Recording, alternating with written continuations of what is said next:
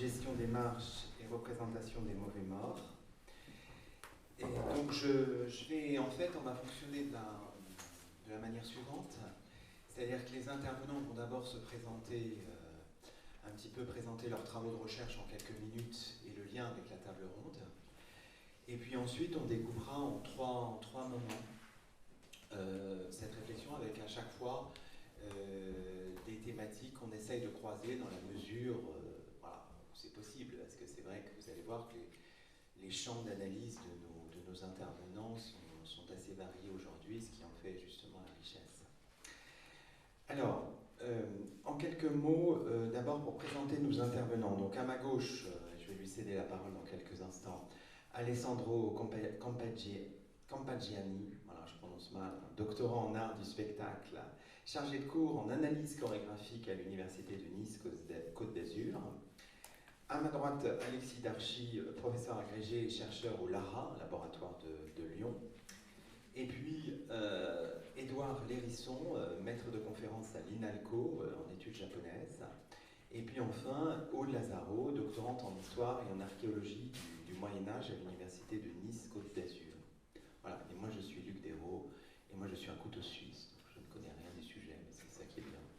Voilà, je vais céder peut-être la parole à Alessandro pour nous dire un petit peu à la fois son champ de recherche et puis le lien avec le sujet du jour. Bonjour à tous et à toutes, et merci d'être là. Juste voilà, pour commencer, qui connaît, réponse affirmative, peuvent lever la main, l'histoire de la danse ou a déjà entendu parler d'histoire de la danse? C'est bien, je teste mon auditoire. C'est bien. Voilà, donc ce que je fais, c'est ça. Je fais l'histoire de la danse, c'est une parcelle de la recherche en danse. Et dans la recherche en danse, on étudie, on analyse, on examine les œuvres chorégraphiques, mais aussi les pratiques chorégraphiques, les parcours des artistes, mais aussi les discours qui sont faits sur la danse. Et les discours peuvent être écrits par des danseurs, mais aussi par des non-danseurs, comme pourraient l'être les clercs du Moyen-Âge. Voilà, donc moi je travaille sur l'Église et les danses dans la seconde moitié du Moyen-Âge, et donc j'étudie toutes les sources iconographiques et textuelles qui sont produites dans le milieu religieux concernant les danses. Voilà, c'est pour simplifier ce que je fais. Merci Alessandro. Peut-être Alexis? Donc effectivement, donc, comme l'a dit monsieur Dérault, donc je suis professeur d'histoire-géographie dans la clinique d'Orléans-Tours, mais ici donc j'interviens comme chercheur, puisque j'ai soutenu une thèse en 2021 sur les conseils de fabrique. Donc la fabrique, c'était l'institution qui gérait les biens de l'Église catholique au XIXe siècle, et donc c'est dans le cadre de l'étude sur les conseils de fabrique que j'ai pu étudier par exemple comment ces fabriques prenaient en charge les pompes funèbres au XIXe siècle et comment c'était un enjeu social également pour les familles. Et par la suite, j'ai poursuivi des recherches en étudiant comment l'Église catholique pouvait refuser les obsèques religieuses à ceux qu'elle appelle les réprouvés au XIXe siècle, qu'on va étudier plus précisément par la suite. Édouard. Bonjour à toutes et à tous. Je travaille sur le Japon, plus particulièrement sur la place du Shinto, donc le culte des divinités japonaises, les kami, pour celles et ceux qui en ont entendu parler, peut-être plus que l'histoire de la danse finalement. Et la place de ce culte-là dans l'expansion impériale japonaise en Asie. Ma thèse portait sur la Mandchourie, le cas de la Mandchourie, donc le nord-est de la Chine. Et dans ce cadre-là, j'ai croisé des entités qu'on peut rapprocher de figures, de mauvais morts, mais c'est pas aussi simple que ça. Donc c'est un sujet qui est un petit peu périphérique dans mes travaux, mais que j'ai quand même croisé beaucoup. Et donc je suis heureux d'amener des perspectives peut-être un petit peu exotiques, d'être la caution grand écart de cette table ronde. Alors Aude, je précise quand le passage se fait que chacun a droit à une vignette. Donc voilà, Alessandro avait sa vignette, on ne l'a pas bien présenté, mais voilà, Édouard a sa vignette. Comment dirais-je, Alexis fait partie aussi, je crois que c'est le cas aussi d'Alessandro, du programme Espace et religieux, ou pas forcément, ouais, vous faites partie de ça. Et donc la vignette, alors là, c'est ça, c'est plus difficile à lire peut-être, la vignette qui... Ça va être un peu plus difficile à lire parce que l'article effectivement en question est tout en bas à droite, donc Aude Lazaro, je travaille sur l'Occident médiéval et notamment sur les lieux de culte et lieux de pouvoir, alors en particulier sur les chapelles, hein, tout ce qu'on appelle petits lieux de culte secondaires, ainsi que sur les condamnés à mort et notamment sur les pendaisons et sur les fourches patibulaires qui constituent bien, des marqueurs territoriaux pour les pouvoirs en présence. Je suis doctorante en dernière année, théoriquement, à l'Université de Nice-Côte d'Azur, ainsi qu'à TER, donc attaché temporaire d'enseignement et de recherche à l'Université des Antilles, en Martinique. Merci beaucoup. Alors, donc la première thématique qu'on envisageait avec vous, c'est de vous présenter un petit peu qui sont les mauvais morts, pour savoir de quoi on parle. Et là, on va faire de nouveau un tour de parole un peu plus long. Et donc là, je vais donner la parole de nouveau à Alessandro Campecciani, qui va nous présenter un peu cette thématique, en centrant le sujet sur voilà, qui sont ces mauvais morts à lui. Oui, effectivement, parce que quand on parle des danses du Moyen-Âge, on pense souvent, et des morts aussi, on pense souvent aux danses macabres. Mais est-ce que ceux qui dansent dans les danses macabres, dans ces représentations iconographiques, ou dans ces poèmes, dans ces textes, dans ces drames aussi, sont vraiment des mauvais morts? Et donc, pour essayer de comprendre aussi cette expression qu'on utilise encore aujourd'hui, et d'ailleurs, si vous verrez, elle est présente aussi dans cette édition du festival voilà, des rendez-vous de l'histoire. Donc, on la revoit, on l'a entendu souvent parler aussi pendant les confinements, la période plus accrue de la pandémie. Pour comprendre qu'est-ce qu'est la danse macabre au Moyen-Âge, j'essaie de faire un peu un petit état des lieux très rapide de ce qu'est pour nous la danse macabre. Et pour le faire, j'aimerais vous montrer la fin d'une pièce chorégraphique de danse moderne, Tordentatz, voilà, créée par Mary Wigman en 1921 et réactualisée par Christine Karadec récemment.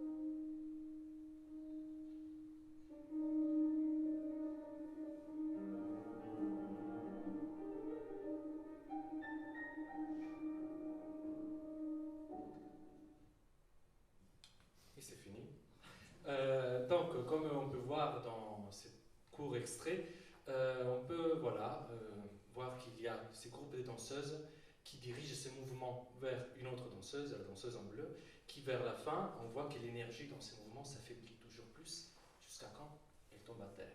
Et effectivement, on peut interpréter sans problème ce passage comme voilà, quelque chose qui se transmet, notamment la mort, qu'on peut voir représentée peut-être par cette chute et après cette pause par terre que j'ai coupée. Voilà, désolé, mais voilà, c'était ça. Et effectivement, aussi on peut voir une espèce de transe qui s'est créée, qui voilà, se diffuse. Voilà, aujourd'hui quand on parle de danse macabre, souvent on pense aux danses d'épidémie, un peu aux danses, aux chorémanies, à ces folies collectives dans lesquelles après on va danser. Bien sûr, à partir d'un certain moment, on peut faire certains liens, mais ce n'est pas encore tranché la chose dans les recherches en histoire de la danse, bien que pas mal d'historiens de plus en plus font l'association entre les chorémanies et les danses macabres. Mais ce qui est intéressant et ce que j'aimerais retenir, c'est qu'effectivement, il y a une transmission de la mort dans les danses macabres qu'on voit au Moyen-Âge, et notamment dans cette gravure qui nous témoigne la première représentation qui jamais eu lieu, voilà, des danses macabres. Donc la première représentation de danse macabre a été réalisée entre 1424 et 1425 au cimetière des Saints-Innocents à Paris, et c'est Guy Marchand, avec ses gravures, qui nous témoignent de l'existence de cette fresque, la première mention de danse macabre. Et on voit des squelettes qui dansent avec des êtres vivants, et ces squelettes amènent donc ces êtres vivants à la mort. Et ce qui est intéressant ici, et là on peut voir la différence entre notre perception du geste par rapport à celle des gens du Moyen-Âge, voilà, dans cette représentation iconographique, on voit que ce sont les squelettes qui dansent de façon effrénée, alors que les vivants sont immobiles, pétrifiés, alors que pour nous la danse peut-être c'est quelque chose de vivant, c'est quelque chose où il y a vraiment de la vie. Et c'est peut-être paradoxal, mais pour les gens du Moyen-Âge, pas si tant que ça. Parce que la danse, voilà, c'est quelque chose d'éphémère, comme ces gestes qui maintenant n'est plus là. Et de même, la mort de la conception chrétienne médiévale est un passage éphémère avant voilà, d'aller à l'enfer ou d'aller au paradis. La mort est juste un mouvement. C'est pas quelque chose qui est là pour toujours, c'est vraiment quelque chose, un passage. Pour cela que donc la danse peut être une représentation de la mort, les mouvements peut être une représentation de la mort, un symbole de la mort, et donc être en analogie, les deux choses peuvent être en correspondance. Alors que nous aujourd'hui, si on voudrait représenter un mort, on prend la danseuse, on la fait étaler par terre, et elle est morte. Et d'ailleurs aussi, si on recule encore plus, voilà, j'ai commencé de nos jours, après voilà, avec cette pièce du XXe siècle, qui peut-être nous parle encore, je suis arrivé au XVe siècle avec la première représentation de danse macabre, je recule encore de quelques années, je vais au XIIIe siècle, et là, c'est un peu plus mon terrain vraiment de recherche, on voit que dans la prédication, dans les sermons, dans les prêches des prêtres, on parle souvent des danseurs, et quand on parle des danseurs, on les fait mourir de façon horrible. Je laisse la parole à mes collègues. Bon, quelle transition. Et donc, on va écouter maintenant... Ah non, c'est bien, mais voilà. Voilà. On va écouter maintenant Aude Lazaro, donc voilà, on poursuit dans la chronologie. Alors, en effet, au Moyen-Âge, il n'y a pas que les danseurs qui sont les mauvais morts, il y a aussi les condamnés à mort. Alors, quand on parle condamnés à mort, souvent on a tendance à s'interroger sur les victimes, bien sûr, sur la cause du crime. On s'interroge assez rarement sur qui sont finalement ceux qu'on condamne. Le choix, donc l'exemple que j'ai choisi ici, c'est celui d'une insurrection à Nice en 1436, avec un certain nombre de condamnations, vous le voyez. Dans le lot, c'est ce qu'on va retenir, 15 insurgés furent exécutés, donc les autres eurent des peines minimes, beaucoup réussirent à prendre la fuite, donc condamnés bannis, in extenso. Alors, même dans la mort, dans cette mauvaise mort, on voit qu'il y a une gradation, c'est-à-dire que les responsables, ceux qui étaient à la tête de l'insurrection, sont ceux qui subissent les châtiments. Ceux-là ne sont pas seulement pendus, c'est la norme à l'époque, ils sont aussi décapités pour certains, on leur tranche les mains, on les écartèle et on envoie les morceaux dans différentes villes du comté afin de les exposer pour qu'ils servent d'exemple. Donc le mauvais mort, on le voit, c'est le coupable, celui qui s'est dressé contre l'autorité, contre le pouvoir, et c'est aussi finalement celui qui, par son corps, par son cadavre, va servir à rappeler ce message qui n'est finalement jamais qu'un message politique. Alors il n'y a pas que ces mauvais morts-là. Au Moyen-Âge, parmi les mauvais morts, on a aussi les suicidés. Parce qu'un suicidé, c'est celui qui saute lui-même la vie. Je vous ai mis un extrait des lois du roi Charles-Emmanuel III. Donc on est déjà à une autre période, on est au XVIIIe siècle. La pendaison est toujours en vigueur, donc ce n'est pas le royaume de France, je le rappelle. Alors, il nous dit d'abord que quiconque volera sera pendu. C'est valable aussi pour les personnes les plus jeunes. S'ils sont vraiment trop jeunes, ce sera galère à perpétuité. Mais on nous dit aussi que si quelqu'un étant saint d'esprit et d'entendement était assez cruel pour devenir homicide de lui-même, on procédera criminellement contre sa mémoire. Donc, c'est-à-dire que la personne est déjà morte, elle s'est suicidée. Si on a son corps, on va le récupérer pour le pendre, pour montrer en fait qu'il a commis un crime. Et si on n'a pas son corps, on va même on va le pendre en fait en effigie, c'est-à-dire qu'on va le représenter pendu. Parce qu'il y a vraiment cette notion de condamner ces mauvais morts, ces morts qui ne sont pas morts selon les normes, entre guillemets, selon les règles établies par la société.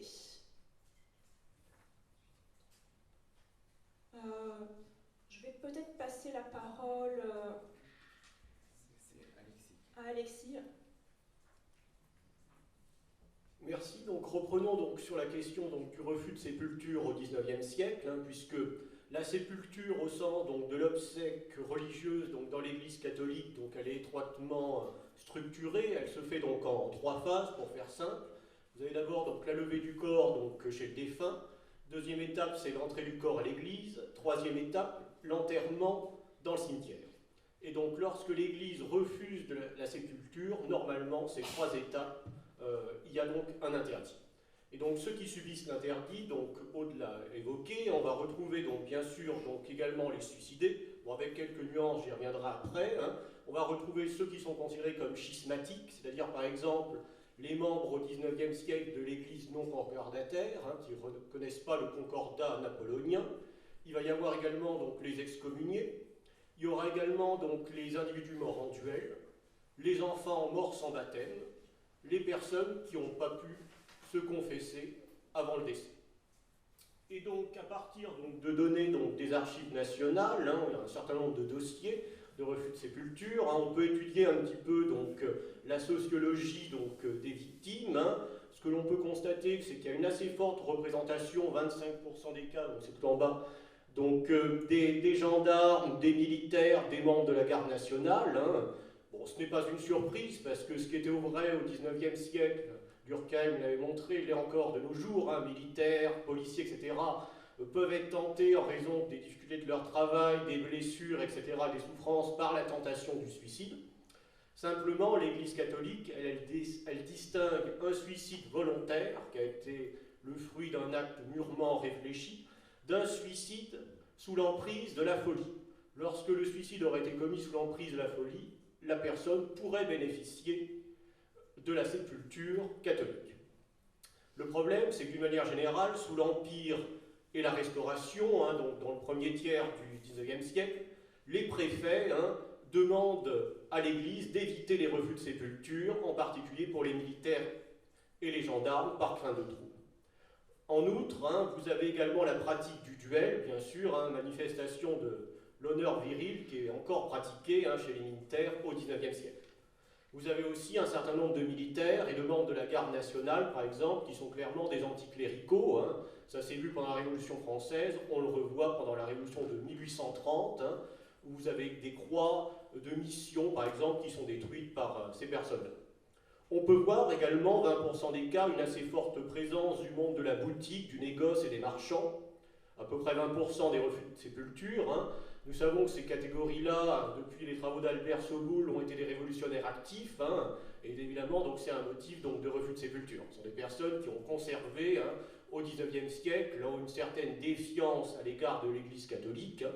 Par exemple, en 1814, un tonnelier de Pithiviers dans le Loiret est privé de sépulture parce qu'il s'est opposé au dernier sacrement, et le curé avait ajouté dans son rapport que c'était un jacobin forcené. Enfin, vous avez également les ouvriers, un peu moins de 10%. Là, c'est vrai qu'ils sont un peu moins nombreux, mais c'est aussi lié à la nature des sources, qui vont privilégier plutôt des petits notables ou les notables. Toutefois, on peut remarquer, chez les ouvriers, un nombre de refus de sépulture clairement en hausse après 1848, ce qui est une manifestation aussi donc, de l'opposition croissante d'une partie de ceux-ci à l'Église, la montée de l'anticléricalisme, etc. Et les ouvriers également instrumentalisent parfois le refus de sépulture pour dénoncer certaines injustices donc, de classe, parce que parfois un suicide prive de sépulture un ouvrier alors qu'il va être considéré comme admissible pour un notable, etc. Il y a plusieurs affaires de ce type dans les diocèses de Lille ou de Cambrai, par exemple, dans les années 1840-1850. Vous pouvez remarquer également qu'il y a 6% de prêtres qui sont eux-mêmes privés de sépulture. C'est vrai que ça peut interpeller. Là, il s'agit de prêtres qui ont été quasiment systématiquement des membres de l'Église constitutionnelle pendant la Révolution, des prêtres, par exemple, qui ont pu se marier et qui n'ont pas fait, selon l'Église catholique, suffisamment acte de repentir et qui, pour ces raisons-là, sont privés de sépulture. Et enfin, pour faire un dernier lien avec la première communication d'Alessandro, je précise bien sûr qu'il y a toujours au XIXe siècle des refus de sépulture pour certains métiers spécifiques, par exemple les acteurs, danseurs, etc. L'une des affaires les plus célèbres a touché en 1802 une actrice, l'une des plus renommées de Paris, Adrienne Chameroy, qui a été privée de sépulture en raison vraiment de son activité. Et Napoléon Bonaparte avait qualifié donc le refus de sépulture d'acte de fanatisme parce qu'il craignait les réactions hostiles donc, de la foule. Merci. Donc on va rentrer dans un autre univers.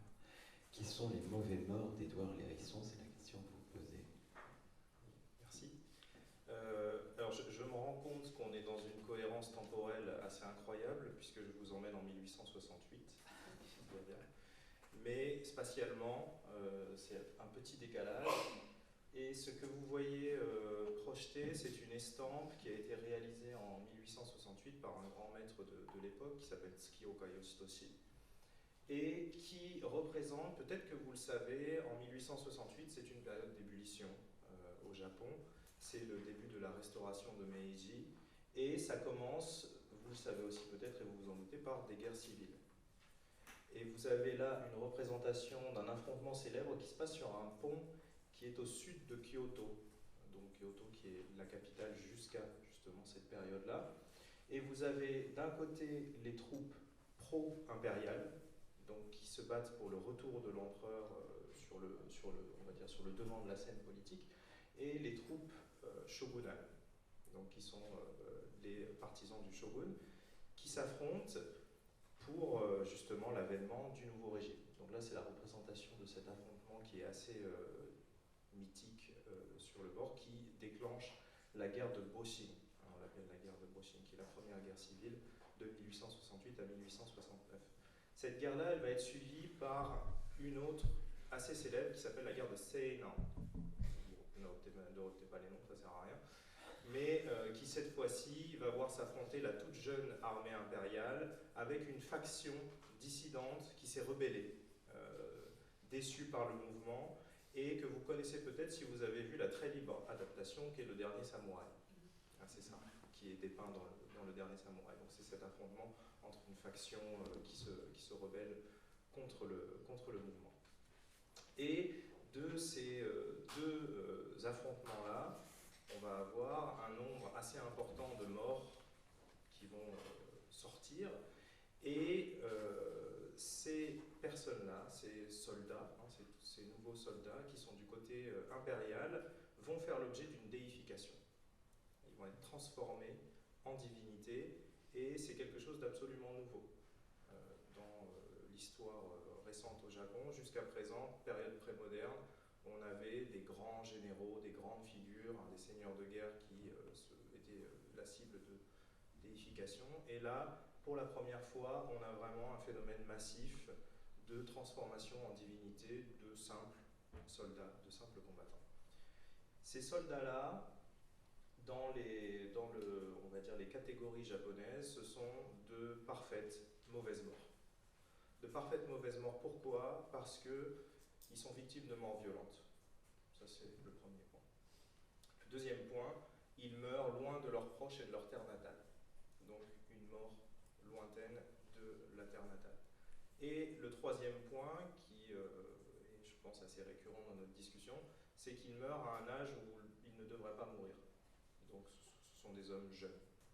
Donc ça, c'est un petit peu les trois éléments qui vont être centraux au Japon pour définir ce qui peut être un esprit qui peut faire beaucoup de dégâts, parce qu'il n'a pas été, on va dire, soumis à une mort classique. Et ce culte-là, donc de ces victimes des combats, vous le connaissez peut-être, il finit par s'appeler Yasukuni. Yasukuni, est-ce que ça vous dit quelque chose à tout hasard? Non, tant mieux. Donc le Yaskoni, ça veut dire l'apaisement du pays. Donc c'est le culte pour l'apaisement du pays. Et pour vous donner un ordre d'idée, j'ai relevé quelques chiffres. On arrive à un total à la fin, donc entre la période de 1868 jusqu'à 1945, à 2 466 584 esprits consacrés au sein de ce culte-là. Et c'est à peu près le chiffre qu'on a encore aujourd'hui, puisque c'est un culte qui est toujours actuel. Et vous en avez peut-être entendu parler tout de même, parce que sont consacrés, on y reviendra tout à l'heure, dans ce lieu de culte, les criminels de guerre, qui ont été jugés au tribunal de Tokyo. Donc ça a fait pas mal de vagues, les criminels de guerre de toutes catégories.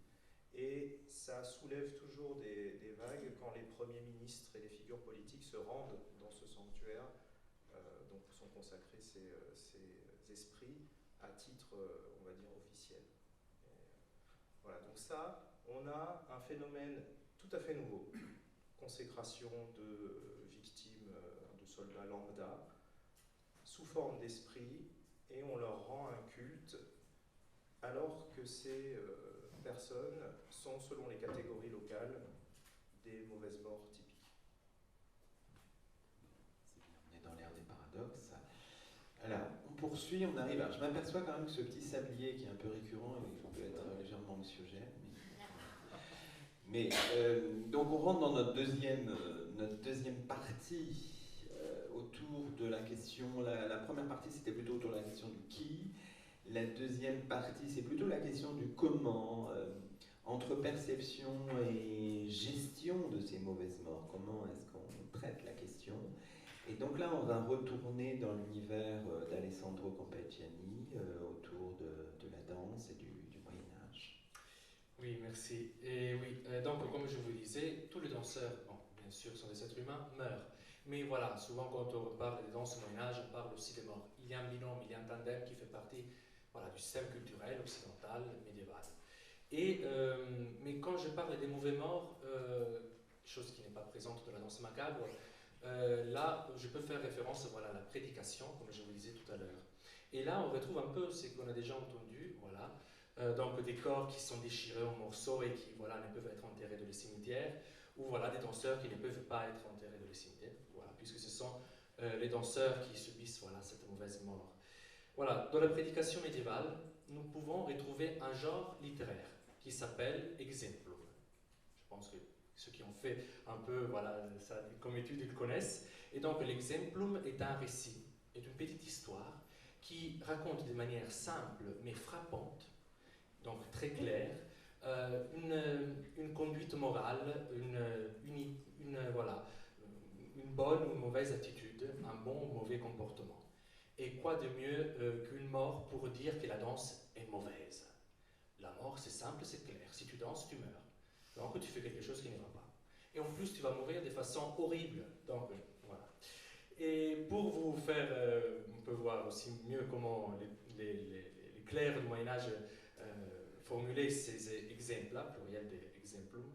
Voilà, je vais prendre pour vous, voilà, quelques exemples du frère dominicain Thomas de Cantimpré d'abord, et après on verra un autre. Voilà, Thomas de Cantimpré a écrit dans les années 1256-1263 les Bonum Universale de Apibus, qui d'ailleurs a eu un certain succès aussi dans les siècles après.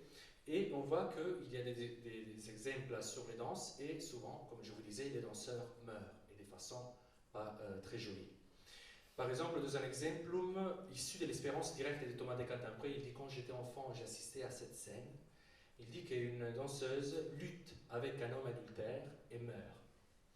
Nous pouvons juste imaginer, c'est pas très long cet exemple, d'ailleurs je viens de reformuler, mais déjà cela suffit pour comprendre le travail qu'il voulait faire. C'est clair, comme je disais, cette histoire, de faire imaginer à l'auditoire la scène.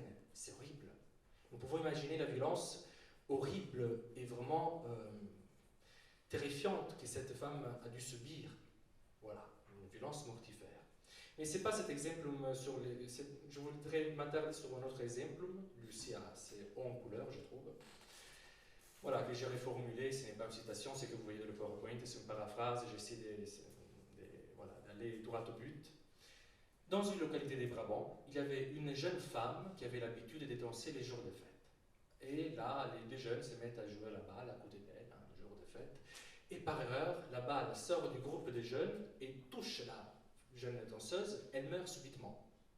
Là, tout le monde est pris d'effroi. Ils ont tous peur. Et donc, les prêtres, après, se rendent à la maison de la jeune danseuse pour prier sur les cadavres.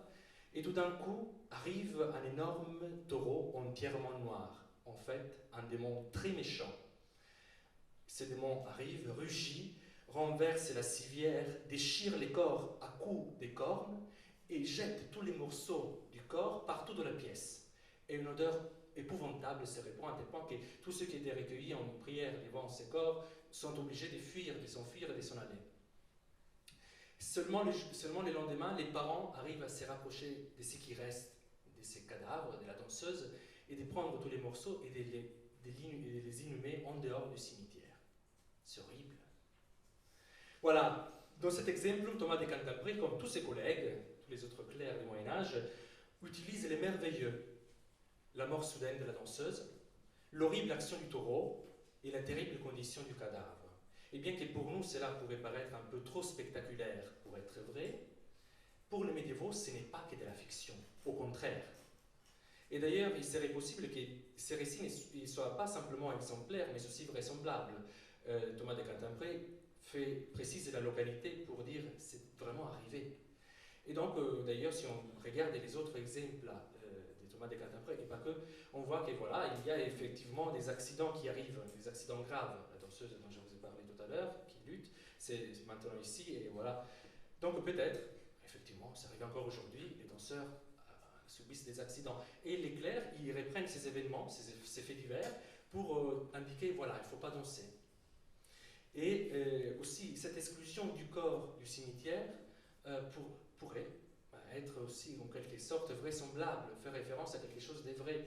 Du moins, ce qui est clair, c'est parce que là, je ne vais pas prendre d'autres sources pour voir si les suggestions qui viennent après cette analyse de cet exemple me sont vraies. Voilà, je m'arrête juste aux hypothèses qui peuvent surgir de cet exemple. On peut donc juste comprendre que par ces discours, par ces récits, les clercs essaient de montrer que la danseuse, les danseurs, ils ne sont pas acceptés dans l'espace religieux. Voilà, donc quand je parle des mauvais morts des danseurs, je parle de cette mauvaise mort-là qui n'est pas celle des danses macabres, et vous voyez que voilà, ils meurent de façon inattendue tout d'un coup, et cette mort est peut-être réelle, et surtout a un sens d'un point de vue religieux. Je passe la parole. Merci beaucoup. On va écouter maintenant Aude. Là, on poursuit notre ascension chronologique. Là, on arrive plutôt à la fin du Moyen-Âge. Toujours autour de cette question, la perception de la gestion des mauvais morts. Il est vrai qu'en fait, même sans compter sur un taureau pour répandre cette puanteur insupportable, un corps mort, ça se décompose. Et ces mauvais morts sont exclus d'emblée du cimetière. Ce qui arrive assez fréquemment pour les pendus, c'est qu'on laisse les corps se décomposer sur les fourches patibulaires, qu'on appelle aussi gibets. C'est la raison d'ailleurs pour laquelle ces structures sont généralement établies en dehors de la ville. Parce que il y a déjà bien sûr la vision. Quand vous sortez de chez vous, vous n'avez pas envie de tomber sur un corps en décomposition. Il y a l'odeur, et puis il y a aussi les phénomènes liés à la putréfaction et des inquiétudes du point de vue de l'hygiène. Il est arrivé qu'on demande en fait à déplacer les corps et à les enterrer parce que justement on craignait des épidémies. Les pendus en général, ce sont des entités, des mauvais morts qui attirent le mal. Un exemple, c'est la mandragore. Alors, je pense que pour la plupart, la mandragore, vous la connaissez par Harry Potter, sans doute, voilà. Les historiens de l'art connaîtront peut-être la base de données mandragore de la BNF. La mandragore, c'est une plante qui est connue depuis très très longtemps, notamment pour certaines propriétés médicales. La mandragore, comment pousse-t-elle? Alors, on le sait aujourd'hui comment elle pousse, mais au Moyen-Âge, on a certaines croyances. Notamment, on pense que la mandragore pousse au pied des gibets, des fourches patibulaires, là où on pend les corps. Et pourquoi est-ce qu'elle pousse ici en particulier? c'est parce que c'est à cet endroit que s'écoule alors soit le sperme, soit l'urine des condamnés une fois qu'ils ont été pendus. Et comme la terre qui est au pied des gibets est grasse, elle est riche, hein, c'est le texte que je vous ai donné, donc coule avec la graisse et tombe goutte à goutte dans la terre, qui sans doute, par la fréquence des corps pendus, doit être grasse hein, et onctueuse comme celle d'un cimetière. Donc, cette idée effectivement que la terre d'un cimetière est une terre riche, hein, puisqu'elle est pleine de composés organiques, disons-le, et cette semence ou cette urine tombe et permet à la mandragore de naître. La mandragore, pourquoi est-ce qu'elle a fasciné? Elle a fasciné parce que sa racine évoque la forme d'un corps humain, et dans beaucoup d'herbiers anciens, hein, on va avoir cette représentation. Alors, il y a la mandragore mâle qui a ce corps d'homme, il y a la mandragore femelle qui a un corps de femme. Autre spécificité de la mandragore, du coup, ceux qui ont vu Harry Potter, peuvent-ils m'en rappeler une? Je demande au public. Elle crie, oui. Alors, voilà, dans Harry Potter, effectivement, elle assomme. Au Moyen-Âge, on croit que le cri de la mandragore tue. Donc, pour s'en protéger, soit on se couvre les oreilles, soit on va jouer du corps, on va jouer d'un instrument de musique très fort, ou sinon, on utilise un chien. C'est l'enluminure que vous avez ici, c'est-à-dire qu'on attache le chien à la mandragore, on s'éloigne, on attire le chien affamé avec de la nourriture, le chien tire, il arrache la mandragore sortie de terre crie, tue le chien, et puis voilà, on peut récupérer la mandragore pour en faire ce qu'on veut. Alors, il y a un énorme phénomène de collection des mandragores, ça fait partie de ces objets qu'on aime bien exposer, alors que paradoxalement, le commerce et la possession de la mandragore peuvent vous conduire au bûcher. Ce qui est encore une mauvaise mort, hein, une fois de plus, parce que dans l'imaginaire, la mandragore, elle sert aux sorcières, hein, principalement. C'est la plante du mal obtenue finalement par la semence ou par, on va dire, des fluides corporels de personnes mortes d'une mauvaise mort. On le voit hein, sur la représentation que vous avez à droite, le personnage est désespéré, cherche une mandragore et donc elle va se placer sous la potence où est en train de pourrir le corps. Donc il y a vraiment tout un imaginaire autour des mauvais morts et notamment autour des mauvais morts que sont les pendus. Voilà, on poursuit notre cheminement avec Alexis Darchy. Donc là, on est au 19e siècle, toujours autour de la question de perception, gestion. Là aussi, on a des images et des textes.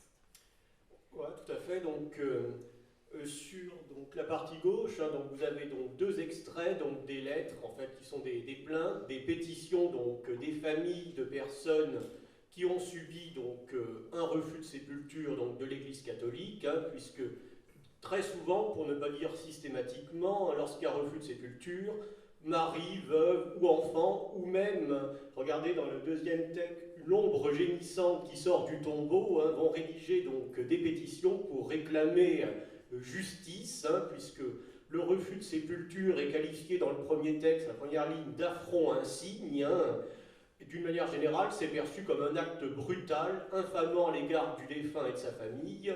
Ça blesse l'honneur hein, des victimes. Hein, au-delà de toute considération hein, par rapport au péché éventuel donc, commis ou non. Hein. Mais ce qu'il faut bien comprendre, c'est que ce type de pétition est rédigé aussi bien par des familles qui sont catholiques que par des familles qui ont un rapport distant, voire indifférent, à l'Église catholique. Ce qui explique cette subsistance de la représentation de la mauvaise mort catholique, c'est le fait que l'Église est encore au XIXe siècle ce que Maurice Agulon appelle une machine à pompe. C'est-à-dire que seule l'Église catholique serait capable d'apporter, de créer des funérailles susceptibles de rendre un hommage à un défunt donc chéri. Certes, sous la Révolution, bien sûr, les premières cérémonies civiles sont apparues, mais c'est vrai que ces cérémonies civiles ont été abondamment critiquées parce qu'elles se déroulent sans la moindre pompe. Hein, c'était la volonté donc, des révolutionnaires à l'époque, hein, et c'est vrai que ces cérémonies civiles sont extrêmement rares hein, dans toute la première moitié donc, du XIXe siècle. En fait, les familles, elles considèrent que l'Église catholique doit une sorte de service public. Les obsèques doivent être faites systématiquement à partir du moment où la famille en formule la demande.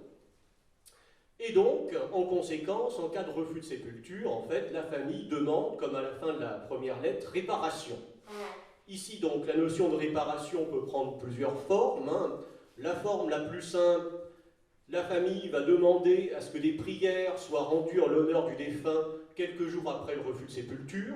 Donc parfois, cette demande est accordée lorsque la victime est un notable et lorsque les autorités font pression derrière la famille pour contraindre donc, le prêtre à accepter.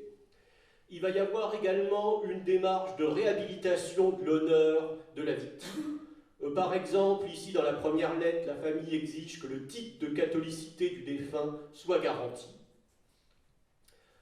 Après, la famille peut également demander une sanction contre le prêtre à leurs yeux coupable du refus de sépulture. Sous l'Empire et sous la Restauration, les autorités donnent suite parfois à ces demandes, parce que les refus de sépulture étaient qualifiés, surtout lorsqu'ils n'étaient pas suffisamment prouvés, justifiés, d'attentats à l'ordre public. Et donc dans ce cas-là, le prêtre pouvait être déplacé, c'est-à-dire qu'il changeait de paroisse. C'est par exemple ce qu'avait demandé Napoléon Bonaparte contre le prêtre de la paroisse Saint-Roch de Paris qui avait refusé la sépulture à l'actrice Chameroy. Mais le prêtre, c'est la sanction la plus grave, peut également être envoyé au séminaire, c'est-à-dire en retraite, une sorte de prison symbolique pendant plusieurs mois avant de reprendre donc, son activité. Enfin, autre possibilité également qui apparaît à partir des années 1820, vous avez un article de journal donc, en haut à droite, c'est la médiatisation du refus de sépulture. Donc la famille ou la municipalité transmet une description de l'affaire à des journaux libéraux anticléricaux, comme par exemple le Constitutionnel, qui était en pointe dans ces affaires, et le Constitutionnel va chercher à présenter tous les refus de sépulture comme une manifestation de l'arbitraire, de l'injustice de l'Église catholique, du retour de l'intolérance, etc., de l'influence des jésuites, à l'époque on est sous la Restauration. Après, à partir de la fin des années 1820 et surtout après la Révolution de 1830, certaines familles, ou parfois ça peut être l'entourage professionnel aussi de la victime, vont exiger même la tenue d'une cérémonie religieuse. C'est-à-dire que, alors que le curé a fait fermer les portes de l'église pour empêcher que le cercueil entre, eh bien les contestataires vont faire ouvrir les portes de force, parfois avec l'appui du maire, en usant des ambiguïtés de la législation à l'époque, et donc le cercueil va être déposé quelques instants à l'église, et la famille ou des amis du défunt vont réciter des prières, vont chanter, vont parfois imiter une cérémonie catholique, ce qui provoque évidemment une grande colère de la part du prêtre et de l'Église qui estime que le culte catholique a été singé. C'est l'expression qu'on voit donc dans les sources à l'époque, parce que c'est vrai que parfois cette ouverture brutale, forcée de l'Église tourne à l'émeute anticléricale. Ça s'est déjà produit à plusieurs reprises, par exemple en 1831. Et au total, ce que l'on voit à travers donc, ces demandes de réparation, c'est qu'il y a deux conceptions de la religion très clairement qui s'opposent. D'un côté, pour les familles, clairement, c'est la charité chrétienne qui doit l'emporter. Même si la victime a pu commettre quelques fautes, et bien à partir du moment où il y a demande de sépulture, elle doit être accordée par l'Église catholique, alors que l'Église catholique estime que la défense du dogme est essentielle pour conserver son autorité. Par exemple, un curé du diocèse de Meaux avait expliqué qu'il était nécessaire de priver de sépulture les suicidés pour stopper ce qu'il appelait la contagion du suicide et permettre, je cite, l'instruction de la multitude accoutumée à ne juger les choses que par les sens. Très bien, bon, on se déplace vers l'Est, radicalement. Oui. Alors, qu'est-ce qu'on fait de ces sacrifiés pour l'empereur qui sont en grand nombre au Japon à ce moment-là? Pour l'instant, ne regardez pas l'illustration, j'y reviens tout de suite après. Enfin, vous pouvez la regarder, mais non, il n'y a pas de souci. Et je m'excuse d'ailleurs pour la faible qualité de celle-ci. On les invite. Donc, qu'est-ce qu'on fait de ces sacrifiés? On les invite. On invite leur esprit à travers une cérémonie qui s'appelle la cérémonie d'invitation des âmes. C'est Shōkonsai en japonais. Et qui consiste en fait à déclamer le nom de chacun de ces soldats morts sur le champ de bataille. Et donc on les invite, et ça sert, à travers l'hommage, vous vous en doutez, à les pacifier, hein, à leur rendre un honneur, et en même temps c'est un moment de deuil pour les proches qui peuvent être présents à ce moment-là. Ce faisant, les autorités japonaises font une chose, c'est qu'ils transforment ce que je vous ai dit être une mauvaise mort en une mort glorieuse. Donc la mauvaise mort, à ce moment-là, au Japon, dans ce cadre-là, devient une bonne mort. Les sacrifiés deviennent des héros de la nation et le champ de bataille devient un champ d'honneur. Donc ce culte du Yasukuni, d'un point de vue très moderne, il sert à faire ça. Il sert à faire ça, et ça prend une ampleur très importante parce que les autorités japonaises vont, par exemple, faire venir des familles de très très loin, à leurs frais, pour assister à cette cérémonie, et en même temps, ils leur font visiter les nouvelles infrastructures de Tokyo. Enfin, c'est un grand rendez-vous. Et vous vous doutez que ça participe, bien entendu, à la construction de la nation, à l'identité, etc. Donc on a un dispositif de deuil qui est intégré à la création d'un sentiment d'exaltation nationale. Mais en même temps, il ne faut pas oublier, et c'est là qu'on va repartir sur cette illustration, qu'on est face à de potentiels esprits vengeurs. On est face à des gens qui remplissent très clairement cette catégorie. Ça s'appelle Goryo en japonais. Hein, donc ça veut dire littéralement les nobles esprits. Donc vous voyez, déjà on a une marque de respect. Donc ce sont des esprits qui imposent le respect parce qu'ils sont dangereux. C'est quelque chose qui est assez vieux. On a les premières traces écrites au 8e siècle. Donc vous voyez, je remonte encore plus loin que mes camarades, alors que jusqu'à présent j'étais très contemporain. Et qui correspond en fait à la période où les premières grandes capitales se stabilisent au Japon. Et ça va coïncider avec l'émergence d'épidémies, forcément. Et donc on va avoir le besoin d'attribuer des épidémies à quelque chose, et c'est attribué à des esprits vengeurs, hein, donc à des personnes qui sont morts d'une mort anormale et qui n'ont pas pu être propitiées de la bonne manière.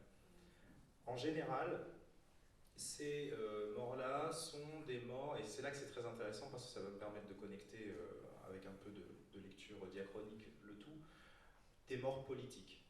C'est-à-dire que ce sont des aristocrates qui sont victimes d'intrigues, de complots, et qui vont se faire assassiner, mourir en exil. On a des histoires comme ça, et à la suite de ça, on va avoir des épidémies, des catastrophes, etc. Et donc pour contrer ces épidémies, l'État va organiser des grandes cérémonies qui s'appellent les assemblées des Goryo, donc les assemblées des nobles esprits. Et là, vous en voyez une représentation qui date de la fin du XIIe siècle.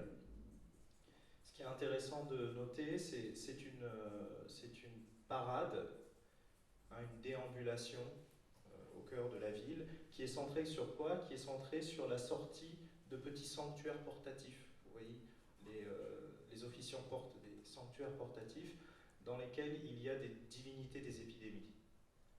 Donc c'est en faisant plaisir, hein, on les fait sortir, on les amuse, les divinités des épidémies, que ces divinités des épidémies vont permettre de calmer les esprits vengeurs et de retrouver l'ordre harmonieux de la société. Et cette fête-là, elle va devenir très régulière, et vous pouvez encore y assister au milieu de l'été à Kyoto. C'est la plus grande fête rituelle de Kyoto, sauf que les sanctuaires portatifs ont été remplacés par des chars, et vous avez des grands chars qui défilent dans la ville. Et donc en fait, à l'origine, c'est lié à ces défilés faits pour les divinités des épidémies. Et vous avez, je ne sais pas si j'ai encore du temps, non, oui, j'ai encore du temps. Vous avez un cas qui est très célèbre, un autre cas très célèbre et très intéressant. Donc ça, si vous voulez, c'est une première modalité de gestion de ces esprits vengeurs potentiellement à l'origine des épidémies. Et il y a un cas très particulier dans l'histoire japonaise, c'est le cas de Sugawara no Michizane. Je ne vous donne pas beaucoup plus de détails, mais c'était un aristocrate, un intellectuel qui s'est hissé jusqu'à un poste de ministre et qui, victime d'intrigues politiques, toujours la même histoire, se retrouve exilé à Kyushu. Kyushu, c'est l'île qui est au sud de l'île principale, et qui va finir sa vie là-bas. Et alors, à la suite de sa mort, vous avez une série de catastrophes qui se produit à la capitale. Donc vous avez deux personnes qui étaient impliquées dans le complot qui meurent dans des conditions obscures. On ne sait pas ce qui leur arrive, mais ils meurent jeunes, dans une trentaine d'années. Vous avez la foudre qui tombe sur un des bâtiments du palais qui déclare un incendie. Il y a une autre personne qui était dans le complot qui perd la vie. L'empereur qui était en place au moment des intrigues meurt aussi à un âge beaucoup trop jeune pour être considéré comme normal. Et plusieurs procédures sont engagées pour savoir ce qui se passe, pourquoi il se passe ça. Et donc des spécialistes religieux de tous bords identifient que c'est le courroux de cette personne-là qui est à l'origine de ça. Et qu'est-ce que veut cet esprit-là? Il veut un sanctuaire absolument magnifique, et donc on va lui construire un sanctuaire au cœur de la capitale, à quelques encablures du palais impérial. Donc on lui construit un lieu de culte absolument central, qui va devenir encore une fois un lieu de culte absolument central de la vie religieuse japonaise, qui est consacré aux études. Et donc au Japon, vous avez tous les ans des étudiants, des écoliers qui se rendent là-bas pour faire des offrandes, pour réussir leurs examens, etc. C'est ce culte-là, ça part de ça. Et qu'est-ce que je veux vous dire en vous parlant de ça? C'est d'une part réaffirmer la nature politique de ces morts-là, et deuxièmement, pointer le fait que ces morts marginales peuvent aboutir à un culte central. Donc, on arrive maintenant à notre troisième partie. Vous avez vu que finalement, la question des lieux, la question même l'approche topographique, on y est revenu déjà, donc on a voulu y consacrer une partie entière. Et c'est Alessandro qui la commence. Oui, effectivement, vous avez entendu déjà parler des lieux, et déjà moi j'ai parlé des cimetières. Et effectivement, on voit que les danseurs, dans toujours la prédication médiévale, ils sont exclus de certains lieux précis, de l'église et du cimetière. Ce qui veut dire, d'une part, qu'ils dansent dans les églises et les cimetières, et de l'autre part, qu'il y a la volonté de la part du clergé et de l'église de contrôler ces lieux.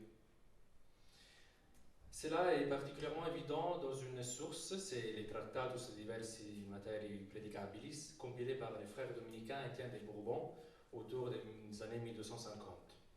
Et il y a plusieurs exemples, c'est vraiment énorme, ces traités, c'est vraiment incroyable, il y a tellement de choses. Et en fait, concernant cette pratique des danser dans les églises et les cimetières, pourrait être reliée, comme d'ailleurs certains historiens ont déjà essayé de faire, voilà, peut-être il s'agit des danses religieuses ou paraliturgiques, reliées voilà, à une espèce de spiritualité, ou tout simplement, et c'est l'hypothèse que j'avais d'ailleurs soutenue, c'est-à-dire, je n'exclus pas celle précédente, juste je propose de dire aussi que, et de souligner le fait que l'église et les cimetières au Moyen-Âge sont aussi des lieux de sociabilisation. Désolé, je formule mal, mais vous avez compris, j'espère. Voilà, l'église n'est pas comme celle d'aujourd'hui, il n'y a pas les bancs, c'est-à-dire c'est comme celle d'aujourd'hui, mais juste ce sont les bancs et sans les chaises, ce qui fait donc une nef assez spacieuse, assez grande. En plus, l'église se trouve souvent au centre du village. De même, les cimetières, il n'y a pas des monuments qui viennent entraver, et ça fait plutôt une esplanade. Les cimetières médiévaux, ça ressemble plutôt à une esplanade. Lui aussi se trouve au centre du village. Voilà, un espace assez confortable pour se rencontrer et faire des activités ensemble. L'effet de sacraliser ces lieux, ça arrive vraiment au Moyen-Âge. Et c'est pour cette raison-là que donc les clercs, ils essaient de faire un tri dans les pratiques qui viennent habiter ces lieux. Et par les pratiques, faire de ces lieux un lieu sacré et donc aussi un lieu de recueillement. Il ne faut pas parler de l'église, il ne faut pas danser, voilà, etc. Donc les pratiques font aussi qu'on perçoit la sacralité du lieu. Voilà. Donc je reviens aux danseurs du Moyen-Âge, et notamment du XIIIe siècle, et tels qu'ils sont représentés dans les exemples. Et donc, voilà, peut-être ces danseurs ont pu inspirer plus tard, peut-être, sûrement les danses macabres, voilà, ces danses de cimetières. Mais voilà, je me concentre sur un exemple en particulier d'Étienne de Bourbon. Dans les diocèses des Soissons, des personnes, un jour, dansent dans une église. Et cela provoque la colère de Dieu. un énorme ouragan vient détruire l'église ainsi que les moulins, et des gens meurent, beaucoup de gens meurent. Une personne arrive à s'enfuir, et pendant qu'elle court, elle voit une troupe des diables. Ils dansent, ces diables dansent et courent vers lui en dansant. Et lui, il arrive à les repousser en faisant un signe de la croix. C'est clair. Je pense qu'il n'a pas besoin de commentaires. Je pense que vous avez compris. Il ne faut pas danser dans une église. Ok? Et de même, il ne faut pas danser dans les cimetières. C'est pareil, il y a plein d'autres exemples, je ne vais pas les faire tous. Et on voit que pour Étienne de Bourbon, parce qu'il y a, je vous ai dit, de nombreux exemples, de nombreux récits, il ne faut pas danser du tout. Voilà. Même ceux qui dansent dans une maison, ils meurent. Voilà. Et pour les autres prédicateurs de l'époque, voilà, même ceux qui dansent de la rue, ils vont rencontrer les diables et avoir une fin terrible. Ok. Donc il ne faut pas danser du tout. Mais quand même danser dans une église et dans un cimetière, non. Et ce qui est intéressant dans les traités d'Étienne de Bourbon, c'est que dans une partie qui se trouve vers la fin, parce qu'il y a plusieurs passages sur les danses, et donc dans ce livre un peu plus consistant, il y a toute une partie qui est plutôt vers la fin, dans laquelle il parle aussi de ce qui se passe au paradis, et notamment on voit que les danseurs, s'ils veulent aller au paradis, ils doivent se convertir. Et il montre qu'il y a des danses, il y a des chants terrestres qui sont en contraposition avec des chants angéliques, mais on ne voit pas des danses célestes qui sont en contraposition avec celles terrestres. Les danseurs, s'ils veulent le paradis, se convertissent. Et au paradis, il n'y a que de la musique. Ou sinon, les paradis, les anges du ciel, inspirent aux hommes que de la musique céleste. Voilà, ça c'est un peu mon analyse. Les exemples sont bien plus complexes, c'est en fait un résumé que je fais et mon interprétation des différentes histoires qui sont proposées dans cette partie du traité. Ce n'est pas dit de cette manière-là, mais dans tous les cas, ce qui est clair, c'est que les danses sont exclues des lieux, des espaces religieux, qu'il s'agisse des espaces tangibles comme l'église ou les cimetières, ou des espaces supranaturels comme le paradis. Les danseurs sont donc stigmatisés, marginalisés spatialement. Et donc, je termine juste pour, voilà, je fais une petite conclusion pour moi. Donc, vous avez vu que donc, dans la prédication du XIIIe siècle, les clercs, ils essaient de montrer les danseurs comme étant des ministres du diable et les danses comme quelque chose de très mauvais. Et pour cette raison, ils sont stigmatisés dans les discours et peut-être aussi de la pratique, parce que ces discours sont destinés à modifier les pratiques des gens. Et s'ils sont là aussi, ils trahissent une difficulté des clercs au préalable de modifier le comportement des gens. Voilà. S'il a besoin de les écrire autant des fois aussi, ces exemples assez circulent autant, c'est parce qu'il y a une difficulté aussi d'éduquer ces gens à ne pas danser, quoi. Et il y a donc une réelle exclusion des danseurs par les représentations, mais aussi par aussi la pratique, on peut le deviner. Et on peut voir que la danse donc, est jugée de façon assez négative dans la prédication. Mais ce n'est pas vrai. Dans les différentes et nombreuses sources religieuses du Moyen-Âge, la danse est aussi jugée parfois moralement positive. Elle peut être vertueuse. Il y a la danse aussi qui peut être en forme de prière. Mais de ça, ce n'est pas ce que je vais parler aujourd'hui. Voilà, pour notre foi. Mais on a vu que la danse peut être, voilà, quelque chose concernant toujours la mort, quelque chose qui n'a pas forcément une valeur négative d'un point de vue moral. Et là, c'est voilà, la danse macabre. Ce qui est intéressant, en fait, c'est que la danse, dans la culture religieuse de la seconde partie du Moyen-Âge, elle a toujours un sens. C'est ça ce qu'il faut retenir. Ce n'est pas vrai que pour l'Église du Moyen-Âge, la danse elle est juste quelque chose de diabolique. Aujourd'hui, je vous ai présenté ça. Mais la danse peut être aussi positive ou juste neutre. Alors, on arrive à la fin du Moyen-Âge avec Aude, d'autres problématiques. D'autres problématiques, oui. Alors, il y a beaucoup de choses qu'on n'a pas le droit de faire dans les cimetières. Il y a beaucoup de personnes, on a vu, qui n'ont pas le droit d'aller dans les cimetières. Alors, pour autant, certains pendus, attention, certains condamnés à mort peuvent être inhumés dans des cimetières. C'est notamment le cas si la famille, par exemple, rachète le corps. Tout simplement, elle demande l'autorisation, elle verse une somme d'argent et elle va avoir